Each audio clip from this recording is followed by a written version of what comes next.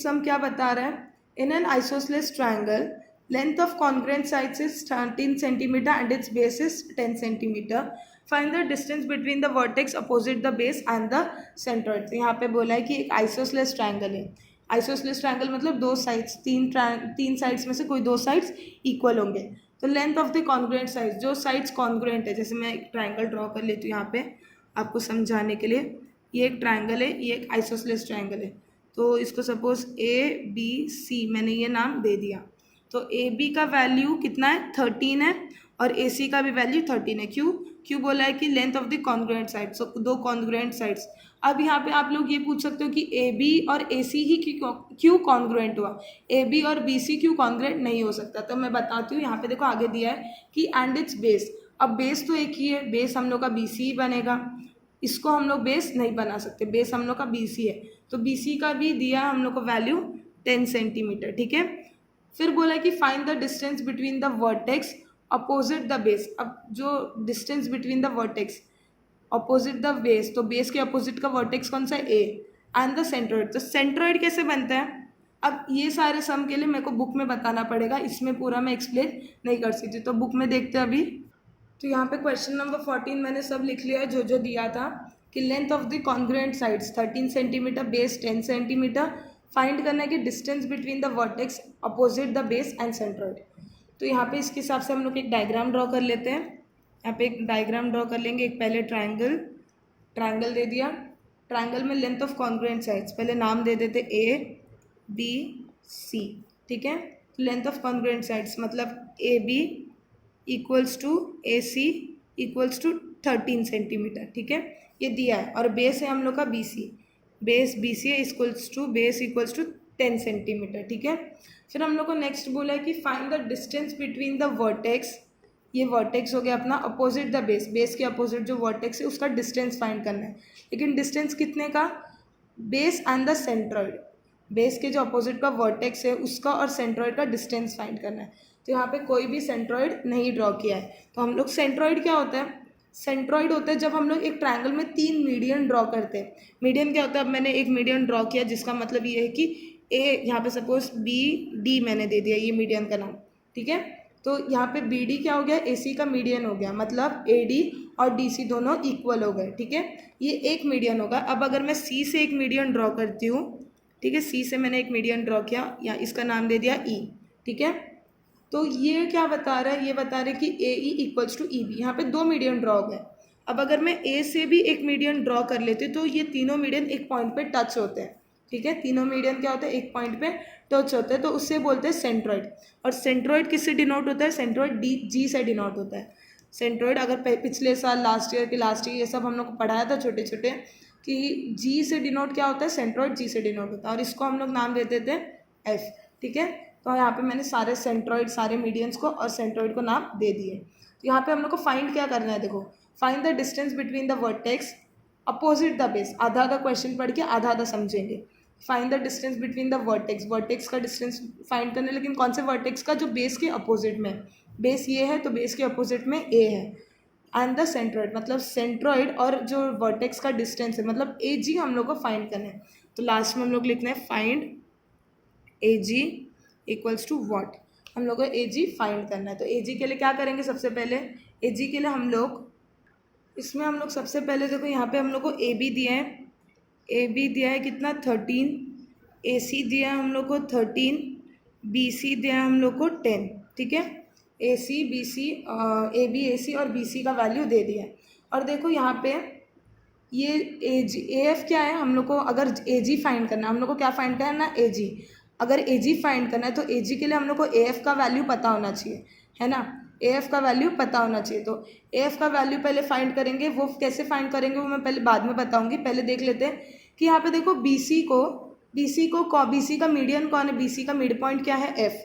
मतलब b C is equals to, sorry b c, हाँ b C is equals to half of, half किसका होगा, F C या B F, F C या तो B C is equals to half of B F, ठीक है। B F का half होगा बी सी या एफ सी का हाफ होगा, ठीक है। तो हम लोग ने पहले ये देख लिया। तो इससे हम लोग को क्या मिलेगा, इससे हम लोग को बी एफ और एफ सी का वैल्यू मिल जाएगा। क्या होगा, अभी बी सी, अगर बी सी क्या है हम लोग का 10 है, तो बी एफ उसका हाफ होगा, B F equals to F C equals to कितना होगा 5, मतलब बी एफ 5 और एफ सी भी 5, ठीक है। तो हम लोग ने यहाँ पे क्या फाइंड किया, बी एफ और एफ सी फाइंड कर लिया।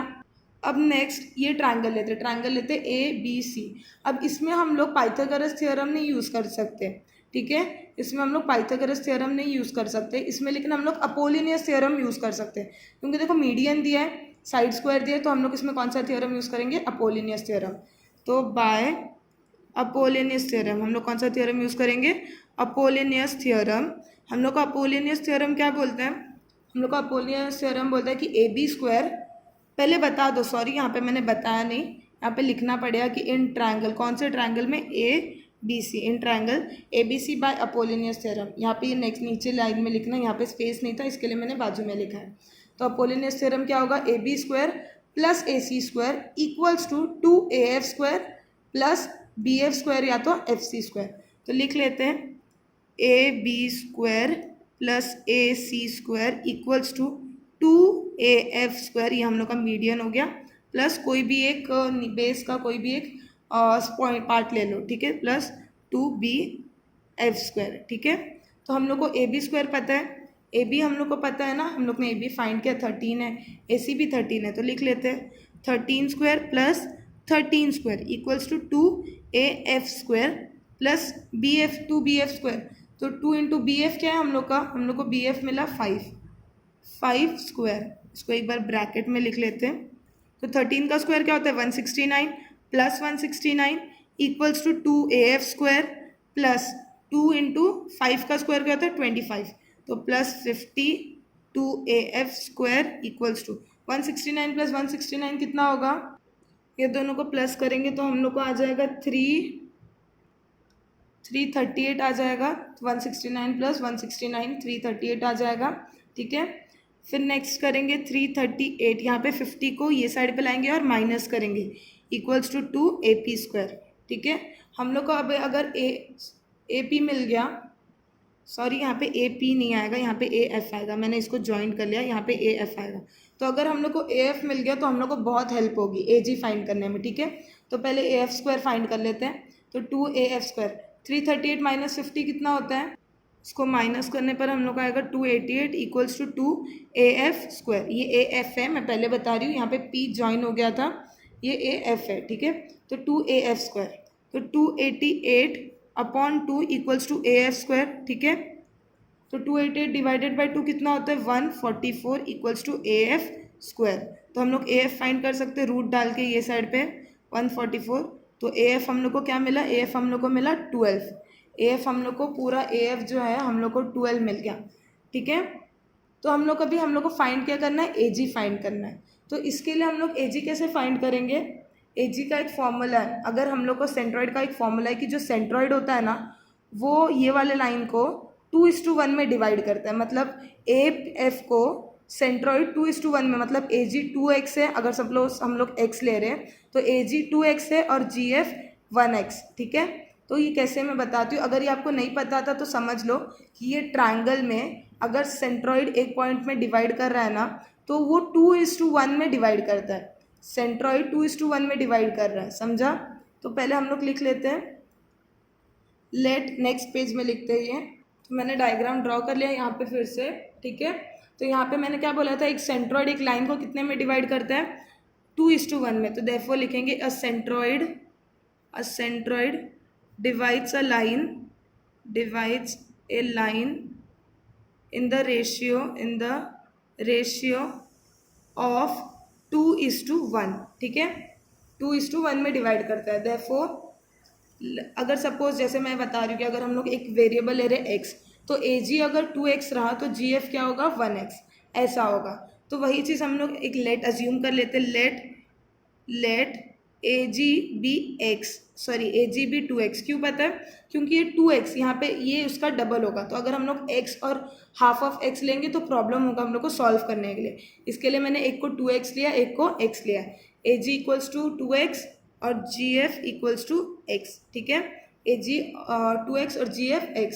तो इसका ए एफ कैसे बन रहा है, ए एफ कैसे बन रहा है, ए जी प्लस जी एफ, करेक्ट। और हम लोग को ए एफ मिल गया था 12, 12 इक्वल्स टू ए जी क्या है हम लोग का, ए जी हम लोग का 2x है, 2x प्लस जी एफ है x, तो 12 equals to 2x plus 3x, sorry 2x plus x 3x, तो 12/3 इक्वल्स टू x, तो x हम लोग को मिल गया 4, x क्या मिला हम लोग को 4, लेकिन हम लोग को x नहीं फाइंड करना था, x फाइंड करके कोई बच्चे छोड़ देते हैं, भूल जाते हैं, लेकिन हम लोग को ये ध्यान में रखना है कि हम लोग को x नहीं फाइंड करना है, हम लोग को क्या फाइंड करना है, हम लोग को फाइंड करना था ए जी, ठीक है। तो हम लोग ए जी क्या था, हम लोग का ए जी था, ए G equals to 2x, x था हम लोग का 4, तो 2 इंटू 4 इक्वल्स टू 8, तो ए जी हम लोग को क्या मिल गया, ए जी हम लोग को 8 मिल गया। 8 यहाँ पे सेंटीमीटर दिया था, क्या क्वेश्चन में सेंटीमीटर दिया हुआ था, इसके लिए हम लोग इस आंसर में भी सेंटीमीटर लिखेंगे। Therefore AG equals to 8 centimetre.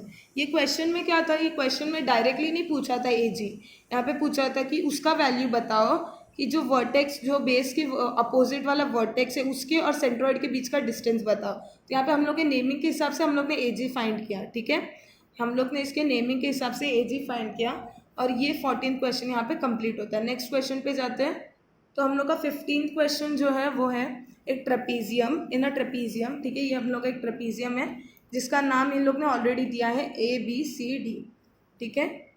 यहाँ पे बोला है कि सेगमेंट AB, जो AB है वो पैरेलल है DC से, AB DC को पैरेलल है, BD जो है, BD का है हम लोग का, देखो B और D, BD is perpendicular to DC, perpendicular to AD, sorry.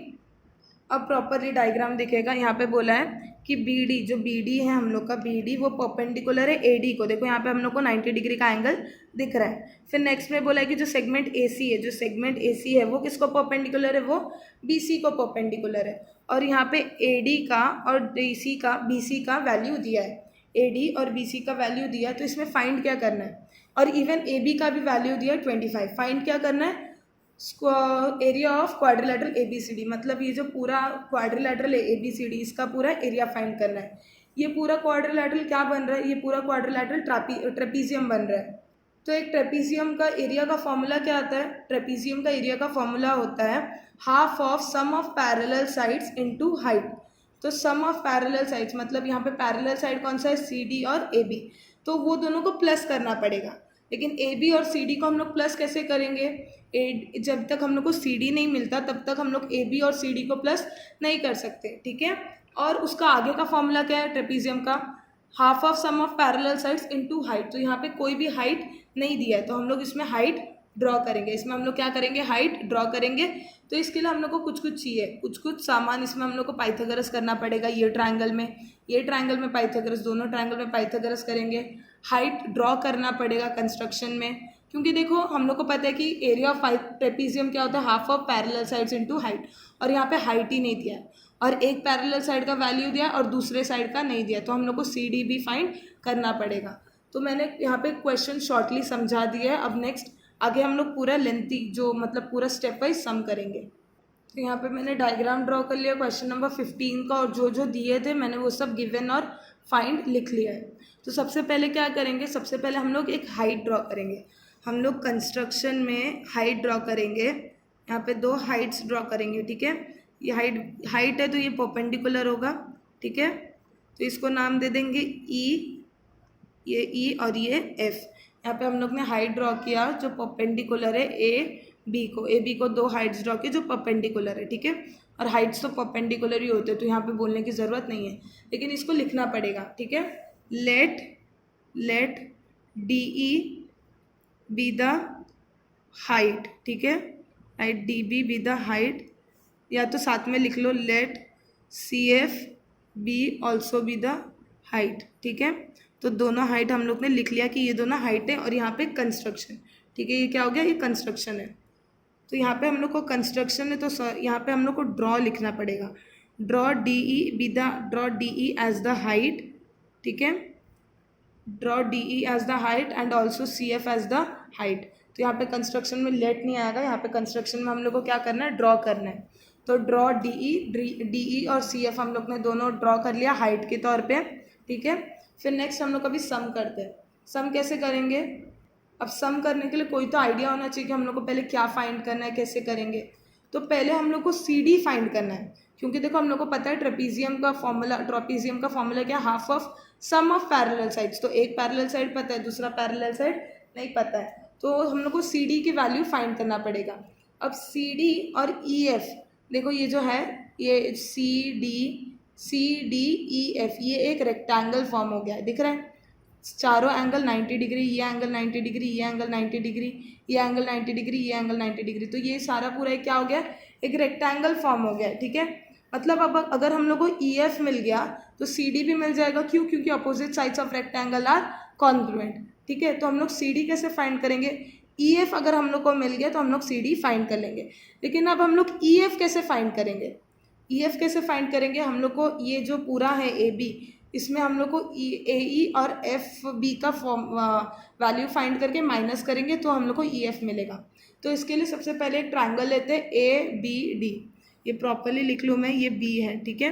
तो ए बी डी ये ट्रायंगल लेते हैं और इसमें पाइथागोरस यूज़ करेंगे, तो लिखते हैं in triangle A B D angle D equals to 90 degree.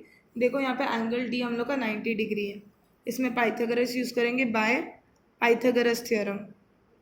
Bye कौन सा थ्योरम, बाय पाइथागोरस थ्योरम।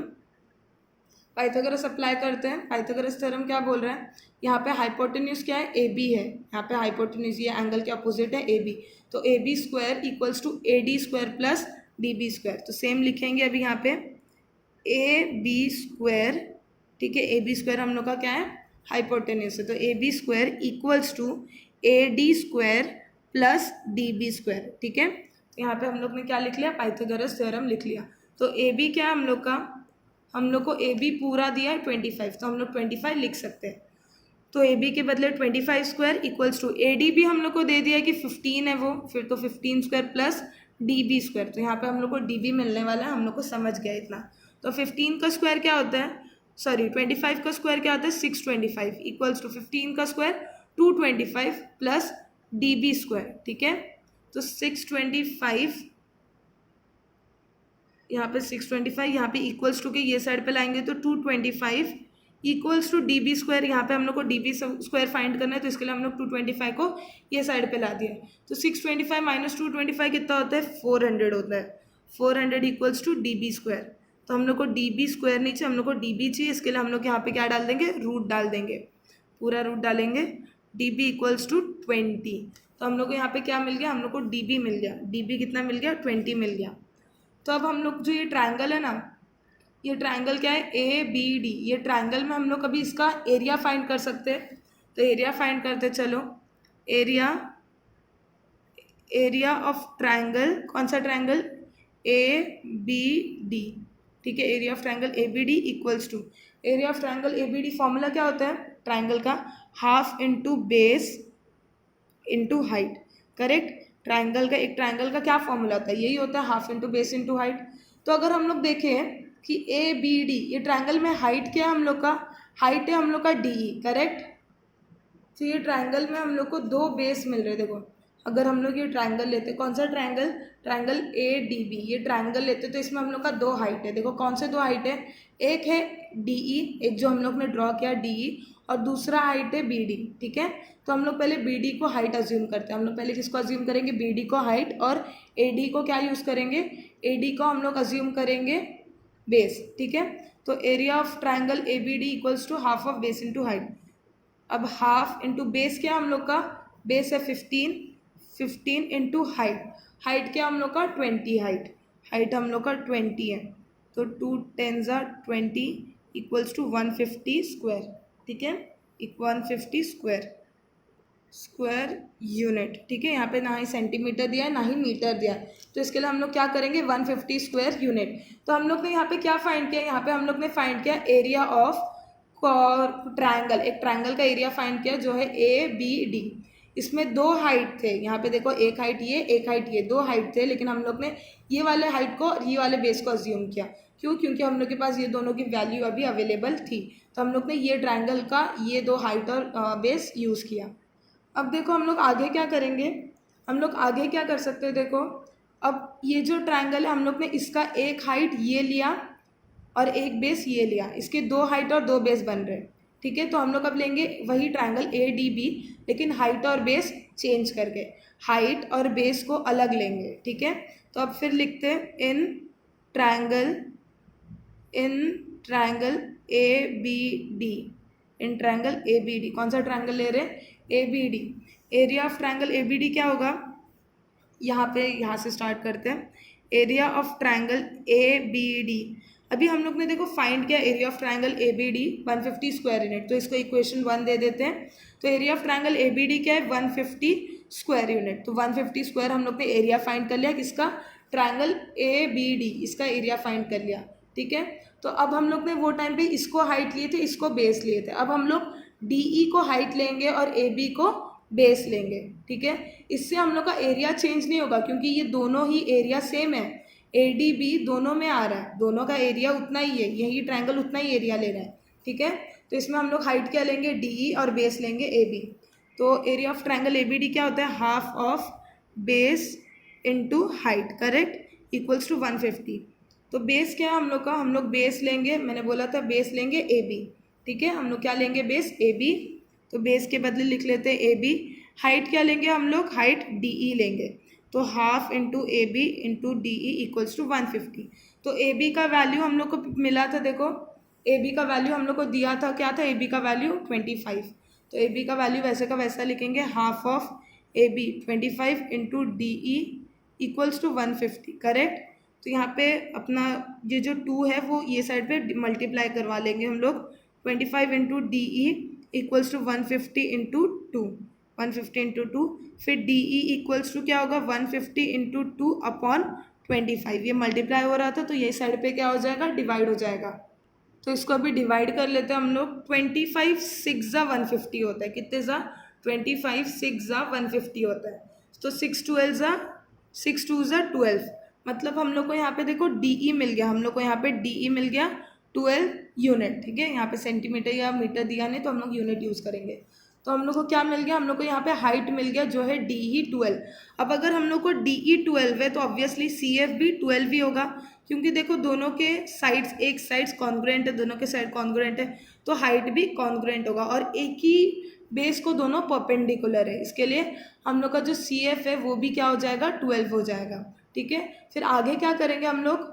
अभी हम लोग को ये मिल गया, ये मिल गया, हम लोग को ए ई का अगर वैल्यू पता चल जाता है तो हम लोग एफ बी का भी वैल्यू पता चल जाएगा। अगर हम लोग को ए ई का वैल्यू पता चलता है तो हम लोग को एफ बी का भी वैल्यू पता चल जाएगा। फिर अगर हम लोग दोनों को माइनस कर देंगे तो हम लोग को ई एफ का वैल्यू पता चल जाएगा, और अगर ई एफ का वैल्यू पता चल गया तो सी डी का वैल्यू मिल जाएगा। तो हम लोग को एक साइड का पता चल जाएगा, ठीक है। फिर हम लोग आराम से यूज़ कर सकते हैं एरिया ऑफ ट्रेपीजियम का फॉर्मूला। तो आगे इसका वैल्यू फाइंड करते हैं ए ई का। तो यहाँ पे मैंने फिर से एक बार डायग्राम ड्रॉ कर लिया है 15th क्वेश्चन का, ठीक है। हम लोग ने ए डी दिया था, सी बी दिया था, ए बी हम लोग को मिल चुका था। हम लोग ने फाइंड किया, अभी क्या फाइंड किया हम लोग ने? डी ई फाइंड किया, और बी डी भी फाइंड किया। बी डी हम लोग को 20 मिला था, ठीक है।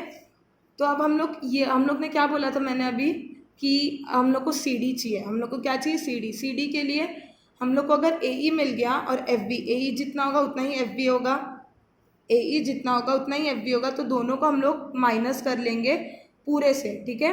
कैसे माइनस करेंगे आगे बताती हूँ, पहले हम लोग ये ट्रायंगल में पाइथागोरस यूज़ करेंगे। कौन से ट्रायंगल में? A d E.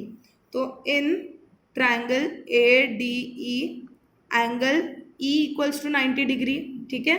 Therefore by Pythagoras theorem, by Pythagoras theorem, इसमें कौन सा थ्योरम यूज़ करेंगे? Pythagoras theorem. पाइथागोरस थ्योरम क्या बोलता है कि ए डी स्क्वायर, ये इसका हाइपोटेन्यूज है, तो A D square equals to D E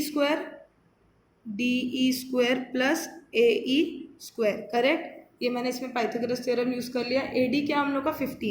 15 square equals to D E क्या हम लोग का? डी ई हम लोग ने फाइंड किया 12 square plus A E square, ठीक है। तो 15 का स्क्वायर क्या होता है? 225, 12 का स्क्वायर क्या होता है? 144 प्लस ए ई स्क्वायर, ठीक है।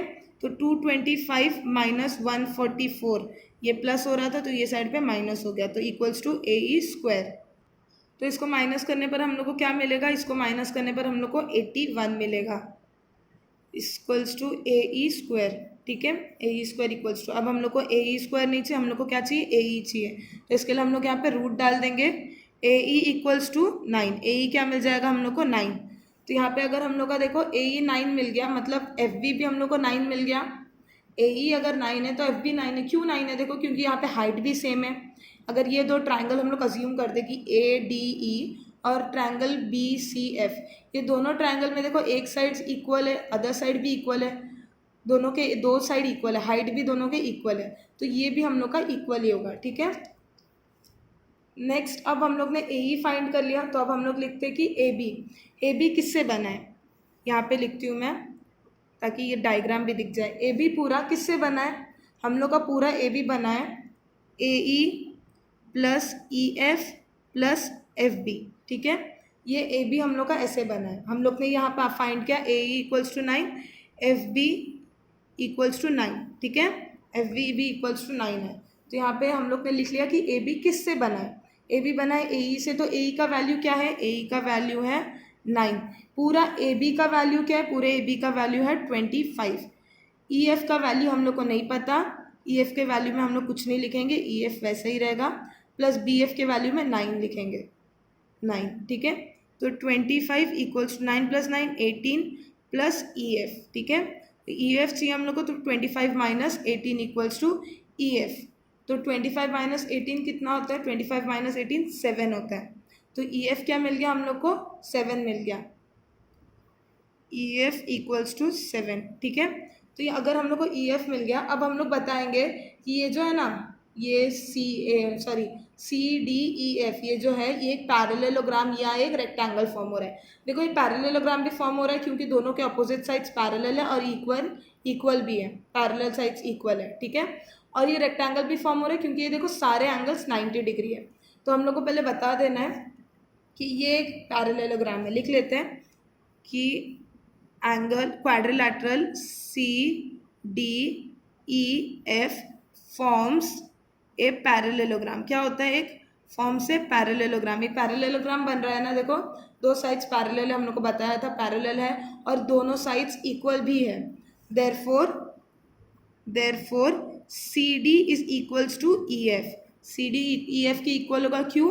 प्रॉपर्टी ऑफ, यहाँ पे देखो मैं पैरेललोग्राम के बदले रेक्टेंगल भी लिख सकते हो क्योंकि रेक्टेंगल में चारों साइड्स 90 डिग्री के होते हैं और इसमें भी चारों साइड्स 90 डिग्री के ही है।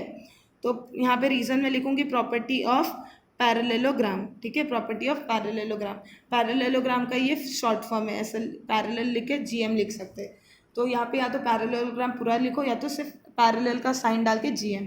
तो C D equals to E F, मतलब C D equals to E F equals to 7, मतलब हम लोग को सी डी भी मिल गया 7। अब हम लोग आराम से एरिया ऑफ ट्रेपीजियम डाल सकते हैं। एरिया ऑफ ट्रेपीजियम का फॉर्मूला क्या है? Area of trapezium equals to half of sum of parallel sides, sum of किसके? Parallel sides into height. Correct, तो हम लोग को पहले सम ऑफ पैरेलल साइड्स निकालना है। पैरेलल साइड्स क्या हम लोग के? सी डी, पैरेलल साइड्स हम लोग का सी डी और ए बी है, तो C D plus A B into height. Height क्या हम लोग का? हाइट यहाँ पे हम लोग का सी डी है, सॉरी सी एफ है और डी ई है, तो दोनों के वैल्यू एक है तो कोई भी एक लिख लो। तो यहाँ पे मैंने सी एफ लिखा है, तो अब यहाँ पे वैल्यूज पुट कर लेते हैं। हाफ ऑफ सी डी हम लोग को मिला अभी सी डी क्या मिला? 7। सी डी अब ए बी से प्लस हो रहा है, तो यहाँ पे मैं एक ब्रैकेट में लिख लेती हूँ C D plus A B. A B हम लोग को पता था 25 into C F. C F क्या था? हम लोग का हाइट था सी एफ, तो सी एफ हम लोग को क्या मिला? सी एफ हम लोग को 12 मिला। तो यहाँ पे हम लोग कट कर सकते हैं, 2 6 करेक्ट। 7 प्लस 25 कितना होता है? इक्वल्स टू 1 इंटू 7 प्लस 25 कितना होता है? 32 इंटू 6, तो 32 1 32, 32 इंटू 6 हम लोग का बच गया। तो 32 इंटू 6 क्या होता है? Equals to 192 square unit. ठीक है, तो यहाँ पे 192 स्क्वायर यूनिट। तो हम लोग का पूरा जो एरिया ऑफ ट्रेपीजियम हम लोग ने फाइंड किया, क्या फाइंड किया?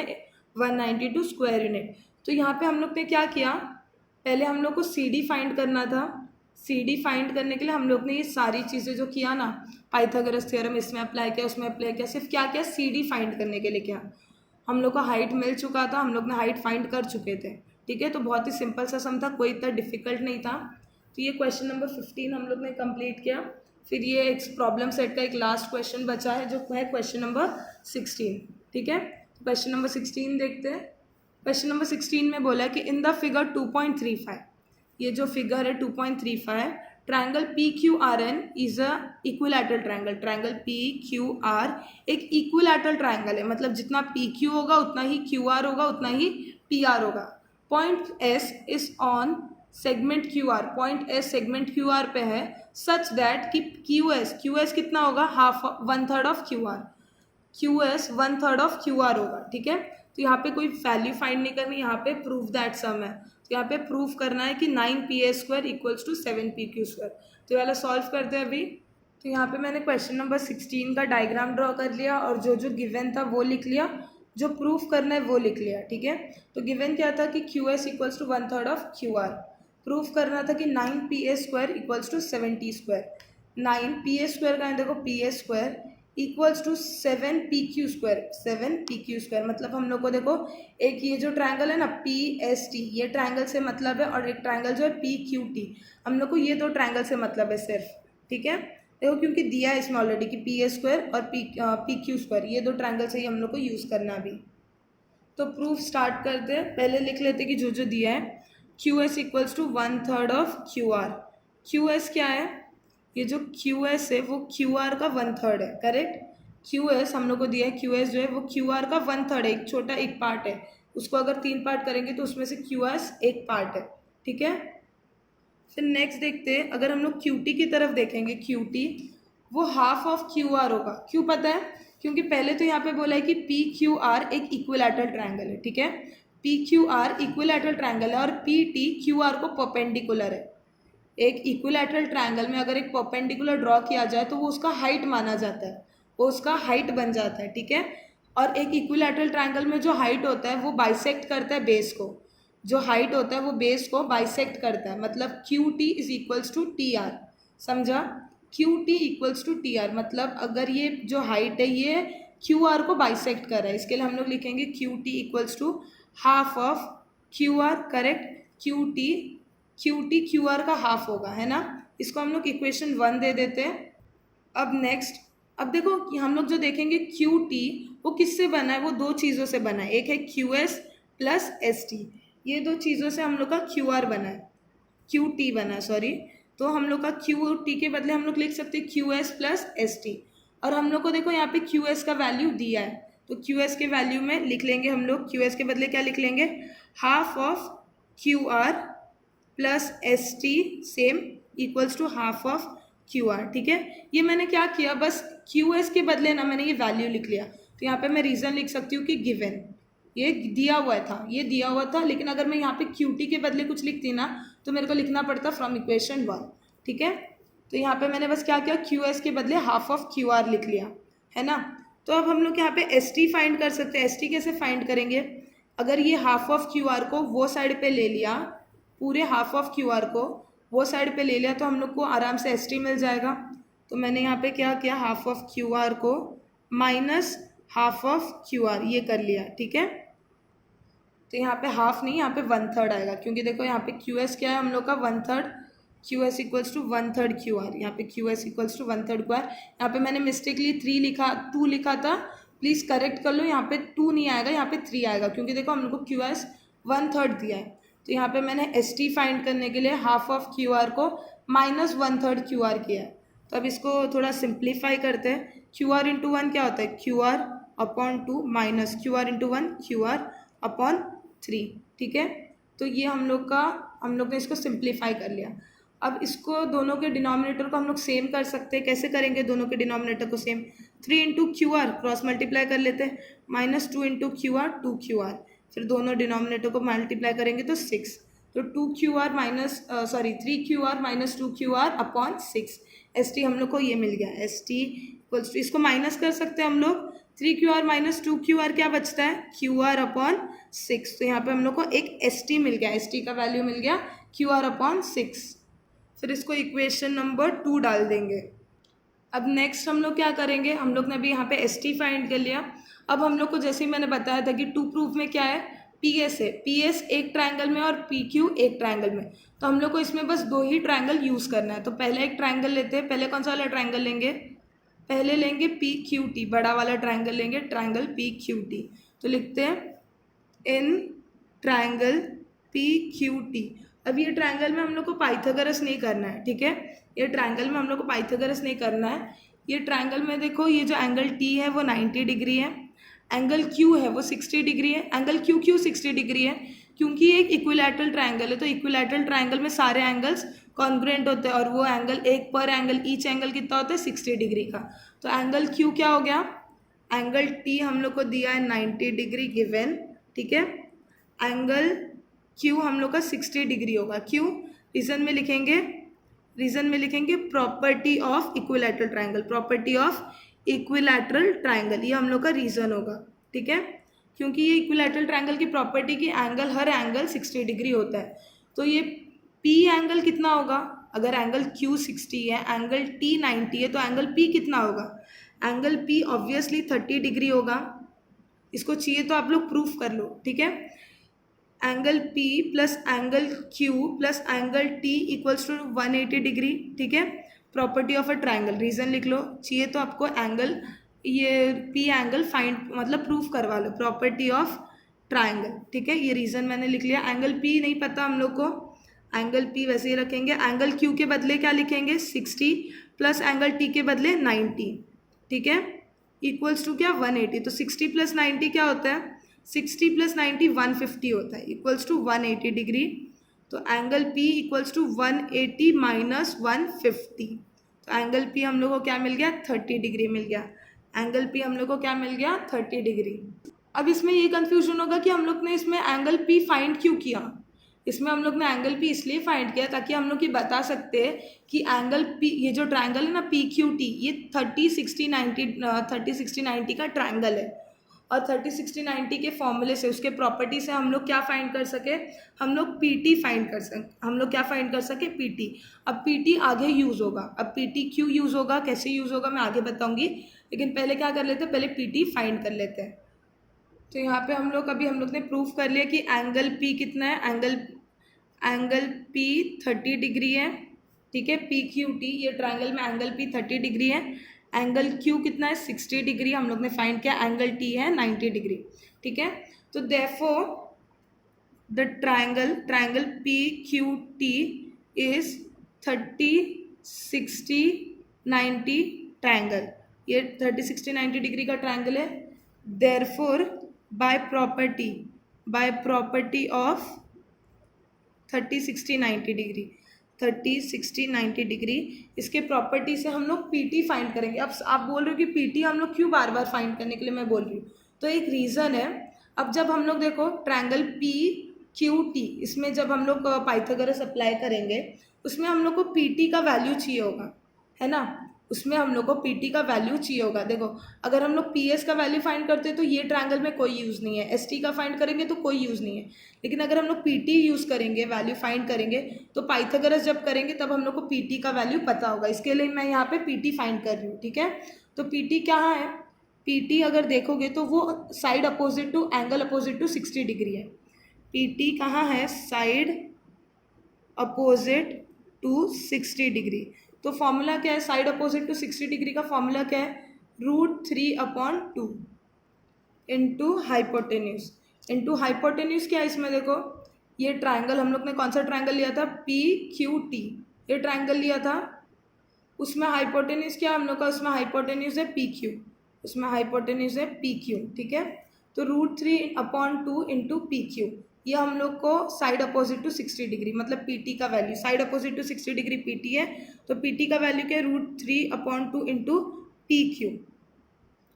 इसको इतना फाइंड करके हम लोग को इक्वेशन का नाम देके छोड़ देना है, ठीक है। पी टी हम लोग ने यहाँ पे फाइंड किया और इक्वेशन का नाम देके छोड़ दिया। तो यहाँ पे हम लोग ने पी क्यू टी बड़े वाले ट्राइंगल में क्या किया था, 30 60 90 डिग्री प्रूफ किया, ट्राइंगल है 30 60 90, और प्रॉपर्टी यूज़ करके पी टी फाइंड किया। अब हम लोग जो छोटा ट्राइंगल है पी एस टी, उसमें पाइथागोरस थ्योरम यूज़ करेंगे।